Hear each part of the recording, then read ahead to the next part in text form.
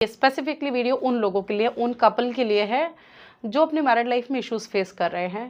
शादी से पहले चीज़ें बहुत अच्छी थी, शादी के बाद में इश्यूज आने लगे। तो इस वीडियो के एंड में मैं आपको कुछ जनरल रेमेडीज़ बताऊंगी जो कि आपको हेल्प करेंगे आपकी रिलेशनशिप को और बूस्ट करने के लिए। एंड ये जो रेमेडीज़ हैं एस्ट्रोलॉजिकल बेस्ड रेमेडीज़ हैं। राधे राधे।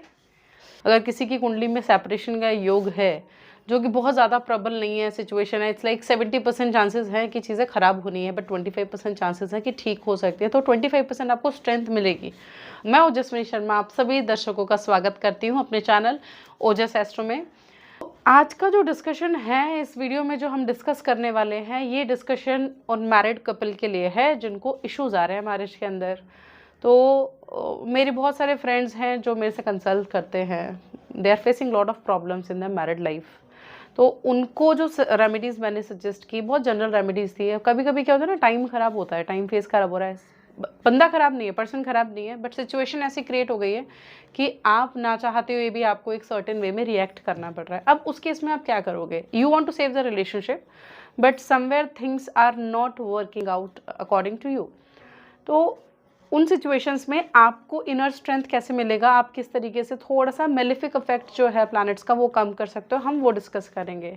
तो बात ये है कि जब हम कुंडली देखते हैं, कुंडली के अंदर किसी के भी गृहस्थ को देखने के लिए, गृहस्थी उसकी कैसी रहेगी, उसका स्पाउस कैसा होगा, उसकी पर्सनालिटी कैसी होगी, ओवरऑल उसकी मैरिड लाइफ कैसी होगी, उसके लिए हम कुंडली के अंदर सप्तम भाव का विचार करते हैं, सप्तमेश का विचार करते हैं, गुरु का और शुक्र का, यानी 7th house, 7th Lord, Venus and Jupiter. अब अगर सप्तम भाव में 7th हाउस के अंदर मेलिफिक प्लैनेट्स हैं तो ये पहला पॉइंट हो गया जहाँ पे सिचुएशंस ख़राब होना शुरू हो जाएंगे कि ओवरऑल जो पर्सन होगा, पार्टनर होगा, उसके पर्सनैलिटी की वजह से प्रॉब्लम आएगी, उसके नेचर की वजह से इश्यूज आएंगे।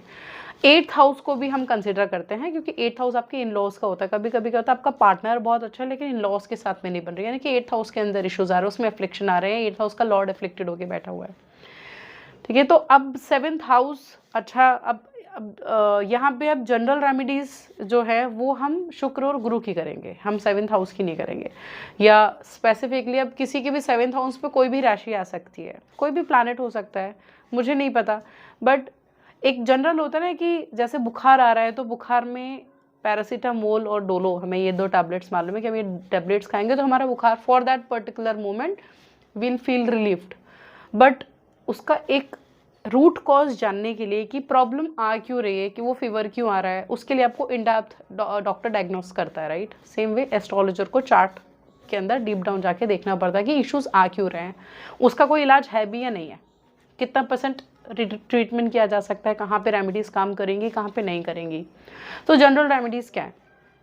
डिस्प्यूट्स अगर आ रही हैं, झगड़े हो रहे हैं, डिस्प्यूट 6th हाउस से हम देखते हैं, ठीक है, प्रॉब्लम आ रही हैं, लीगल इश्यूज हो रहे हैं, ठीक है, या बात यहाँ तक हो गई है कि हेल्थ डाउन चल रही है, लीगैलिटीज़ को कि आपकी लाइफ में आपकी हेल्थ को प्रॉब्लम ना हो, लीगल इश्यूज ख़राब ना हो, उसके लिए पहला रेमेडी अपने स्पाउस के पांव दबाओ। नो मैटर आप मेल है फीमेल है। वो पौराणिक कथाओं में कहते हैं ना कि आदमी औरत के पांव दबाते हैं तो नरक में जाते हैं। तो this is my personal experience, this I tell you कि औरतों को आदमियों के मतलब अपने हस्बैंड के पांव दबाने के लिए क्यों लक्ष्मी जी विष्णु जी के चरणों में बैठती हैं, चरण दबाती हैं। तो हर चीज़ के पीछे ना एक लॉजिक है। तो जो 6th हाउस है वो आपके हस्बैंड के फीट्स है, या आपके स्पाउस के फीट है, आपकी वाइफ के फीट है। अगर आप पाँव दबा रहे हो अपने हस्बैंड के, अपने स्पाउस के, तो वो कहीं ना कहीं आपके डिस्प्यूट्स को ठीक करेगा। जिसका डेबिलिटेड वीनस है यानी शुक्र नीच का है, उसको अपने पार्टनर के पांव दबाने चाहिए। क्यों? क्योंकि 6th हाउस में जाकर के, वर्ग में जाकर के वीनस डेबिलेट होता है, और 6th house is 12th from 7th। ठीक है, हम टेक्निकलिटी में नहीं जाएंगे, मैं सीधे रेमेडीज़ पे आती हूँ। ठीक है, पहला है कि आप पहला चीज़ आप क्या कर सकते हो, फर्स्ट पॉइंट इज आप अपने पार्टनर के पांव दबा सकते हो। दूसरा पॉइंट क्या है, आप फीमेल हैं तो आप हल्दी का टीका लगा सकते हैं, मैं इसके पीछे रीज़न दूंगी कि मैंने क्यों बोला। और अगर आप मेल हैं तो आप घी का त्रिपुंड बना सकते हैं मॉर्निंग में नहाने के बाद में। तो घी जो है वो जुपिटर का, बृहस्पति का कारक है। हल्दी जो है बृहस्पति की कारक है।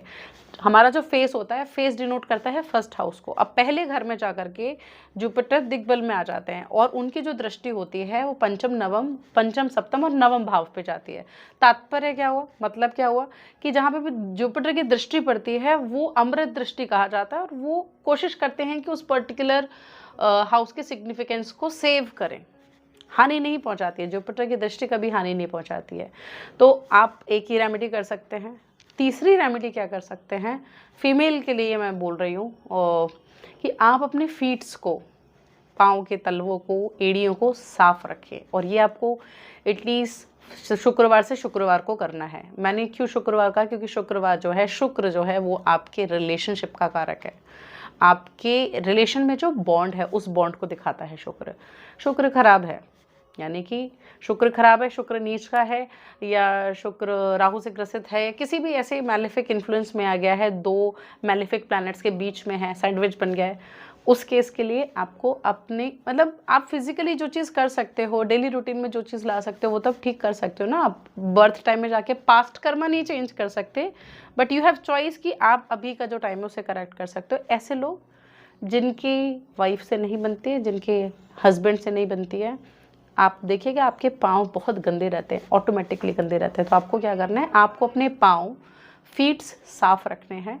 और जैसे हम फेस पे क्रीम लगाते हैं, क्योंकि आपका जो मेकअप है, जो एक्सपेंसिव आइटम्स हैं मेकअप के लिए जो यूज़ होते हैं, क्रीम हो गई, वो शुक्र को डिनोट करता है।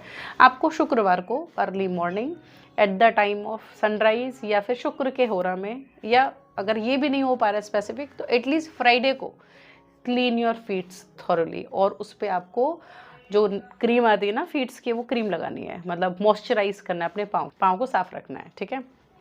ये थर्ड रेमेडी।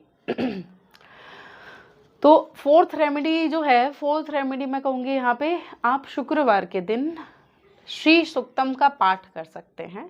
अगर आप if you are more comfortable in chanting mantras, ठीक है, कि आप पूजा करते हैं, पाठ करते हैं, तो शुक्र के होरा में साउथ ईस्ट डायरेक्शन में बैठ करके श्री सुक्तम का या ओम शुक्राय नमः, शुक्र का बीज मंत्र का आप जाप कर सकते हैं, ठीक है। ये बहुत बहुत इफेक्टिव रेमेडी है and it work like this, ठीक है। You will feel the result in 2 weeks. जो फिफ्थ रेमेडी है, वैभव लक्ष्मी का व्रत। मम्मियाँ जो करती है ना, मतलब किसी ऐसे डीटी की पूजा करना जिसको हम वर्शिप करते हैं एज एम्बॉडीमेंट ऑफ लव, जैसे राधा रानी हो गई, उनको प्रेम के लिए जाना जाता है।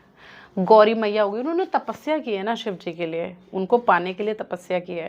तो गौरी की पूजा, लक्ष्मी की पूजा, राधा जी की पूजा, आप इन ये डीटीज़ को वर्शिप कर सकते हो। आप फ्राइडे को जा कर के इनके ये डीटी के मंदिर में आप डोनेशन कर सकते हो, कपड़ों का डोनेशन कर सकते हो, श्रृंगार दान कर सकते हो। बेसिकली आपको करना क्या है, शुक्र को बेनिफिट, शुक्र को स्ट्रेंथ देना है, ठीक है। उससे रिलेशनशिप के अंदर बॉन्ड अच्छा होगा।